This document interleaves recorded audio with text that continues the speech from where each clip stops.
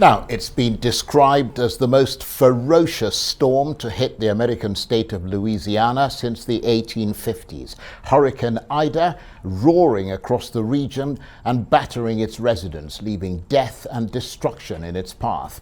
It's brought with it what forecasters call catastrophic storm surge conditions, flash flooding and extreme winds. Nearly 1 million people are without power, including the whole of New Orleans, as Ida barrels inland with winds of up to 200 kilometers an hour at one stage. There are fears the storm surge could be as high as 5 meters or 16 feet, and a major disaster has officially been declared by the White House. The storm is a life-threatening storm. Governor Edwards, an old friend, has characterized it as one of the strongest hurricanes, the strongest in Louisiana history since 1850. And its devastation is likely to be immense. As soon as the storm passes, we're going to put the country's full might behind the rescue and recovery. And I've already signed an emergency declaration for both Louisiana as well as Mississippi. And I want to make sure that we're ready to surge all the response capability that we have to deal with whatever comes next. And a lot's going to be coming. I've been in touch with the governors of Alabama, Mississippi, and Louisiana. And my team at the White House has been in touch with other state, local, and federal officials in the region. And they know there'll be the full resources and support of the federal government. So I want to emphasize again, this is going to be a devastating hurricane, a life-threatening storm. So please, all you folks in the Mississippi and in Louisiana, Mississippi, and God knows, maybe even further east, take precautions. Listen, take it seriously, really very seriously. And, the whole of government effort is ready to get to work. I can't think of any time where the federal, state, and local folks have worked together more closely and in advance of an obvious, significant natural disaster.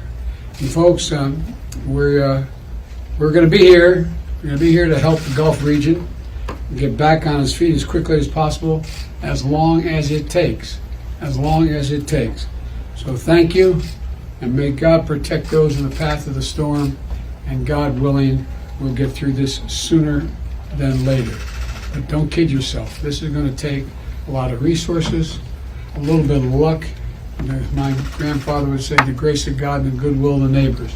And by the way, look out for your neighbors. If you're in the region, look out for your neighbors. US President Joe Biden there. Well, for more on Hurricane Ida and its impact, I'm joined now by Arise US correspondent Eric Ham. Good to see you, Eric. Just give us the latest in terms of what we know about the path and the speed of the hurricane and the damage that it's caused. I mean, it made landfall as a Category 4 storm, but it seems to have slowed down as it moves inland. That's right, Charles. It did. It hit with tremendous ferocity, winds gusting at as much as 150 miles per hour. But now it has been downgraded to a tropical storm. But of course, when it came through the state of Louisiana, it hit as a Hurricane 2, leaving tremendous devastation in its wake. In fact, right now, all of New Orleans is out of power. Most of Louisiana itself is also out of power. And Charles, this comes as the state itself continues to grapple with the COVID pandemic, as it is one of the states with the largest number of cases of many in the United States. In addition to that, we are seeing that there's been tremendous storms. One of the major hospital systems in Louisiana saw the roof of its hospital actually come off as a result of the storm. And today, Charles, there are millions without power. There are millions trapped in their homes, millions that have already evacuated the state. And right now, we know that there is a massive mobilization effort to try to get the power back on in the state. But Charles, some good news in the wake of this storm is that an overwhelming majority of the levees held during this Category 4 storm. Now, that's a very different story from what we saw just 16 years ago when the levees were breached during Hurricane Katrina, leaving much of New Orleans underwater.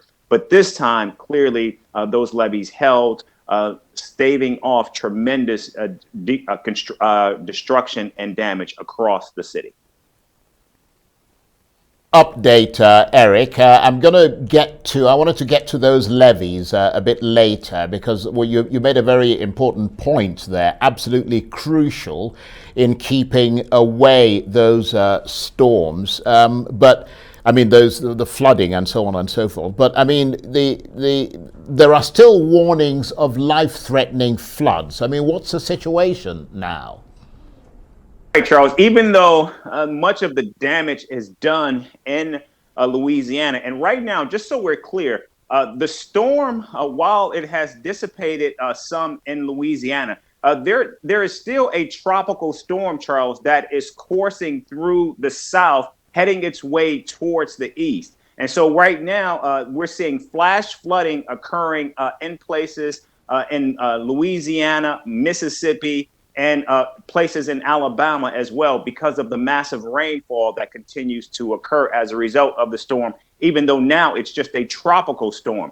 But that is still occurring. But right now, you're right, there is flash flooding occurring, and still many communities are underwater right now. Homes are flooded, businesses are flooded, and also many hospital systems are struggling right now. Luckily, many of those hospital systems do have backup power, so they have generators for that. But again, with that is just power that's used and run intermittently, not the same as a full-on power surge. And right now, many phone systems, in fact, are not working. In fact, we're told that for those that have like the service of AT&T, in the entire state of Louisiana, that is not working right now. So they're trying to get as many landlines as possible up and running so they can actually find where people are trapped, and where people right now need to be evacuated and rescued. Well, I have to say, Eric, it sounds absolutely horrendous. And the communities that are going to be suffering the most are those that were in the path of Hurricane Ida when it first hit as a Category 4 hurricane. And of course, there is now, as you said, the flash flooding, but also the standing water. I wonder how deep that is, because we hear of water that's well above cars. Yeah, that's right, Charles. In fact, if you look and if you go to some areas, for example, in Orleans Parish, which is actually west of New Orleans right now, or Houma, the city of Houma right now, those places are literally underwater. And so what is going to happen is, just like storm water, you're going to have to allow that water time to actually drain. And that's where those levees come in terms of their ability to not breach. And so now you have to allow those waters to dissipate. And what we're now learning also, Charles, is FEMA, the emergency management system by the federal government, as well as individuals are now out in high water vehicles as well as boats, trying to get to people who need to be rescued and who need to be evacuated from these areas. And Eric, we know it's still relatively early in the process, but is there any clear word on the number of casualties across Louisiana? Right now, what my sources are telling me is there was at least one casualty. And if that holds, Charles, that will be just a remarkable success, particularly when you look at the destruction that was done by Hurricane Katrina 16 years ago, with the scores of people that were dead and the bodies that were being found, even in the wreckage of that storm weeks later. But right now, in addition to just that one casualty that we know of, and of course the damage that is ongoing, the preparation, the mobilization for this storm was based on what we're seeing right now, was handled pretty well, considering this was a Category 4 storm. And like we said, winds gusting of 150 miles per hour, sometimes reaching as high as 184 miles per hour. Eric, I was going to talk a little bit about the levees, but I think you answered the question very well. I mean, they were reinforced after Katrina, and most of them are holding up. But obviously, if some communities are flooded, that means there was, to some extent, a breach in some of those levees. Well, no, Charles, because it wasn't the levees that were breached. What we're talking about is there were massive amounts of rainfall. In fact, what we're hearing from some people who were sheltered in place, it was the massive amounts of rain that actually came down that was actually the culprit and became a big problem. In fact, many people saw their roofs collapse because of just the massive amounts of water that came in. But out of 99 levees in the state of Louisiana, we know at least 97 of those held. One for sure actually topped over, which means that water got over the levees. But as far as a breach, like what we saw during Hurricane Katrina, that did not happen here. And the levee where there was a topping over, that was actually in, I think it was in Houma and not in Orleans or in the city of New Orleans itself.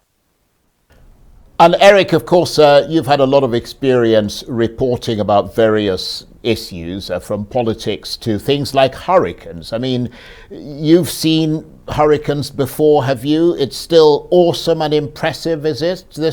The sheer power and danger of it? Well, Charles, I think what this speaks to is in fact the issue of climate change that we're seeing. This is what we learned, and why this storm was so impactful and so powerful is because storms need to be able to come across waters, and the warmer those waters are, the more potent and the more powerful these storms can be. And what we're told is, we've probably been aware, whenever you go swimming in the ocean, if you're swimming like at the top of the water's pretty warm, but the lower you go down, the colder the water gets. And we're told that the water over the Atlantic, where the storm was coming from, as far down as even 50 feet, the water was very warm, more than 85 degrees. And so when you have those type of warm temperatures and warm water, it allows for the storms to even become more potent. And that's why we're seeing storms with greater ferocity, because of the impacts of global warming, because now you have much warmer weather, much warmer water, which actually is seen as fuel for these storms. Another reason why this storm was actually as more potent is because it had a double eye. Eric, we're glad you're indoors and warm and not out there in the furious winds with a flapping wind cheater. Eric Ham, our US correspondent, talking to me there from Washington.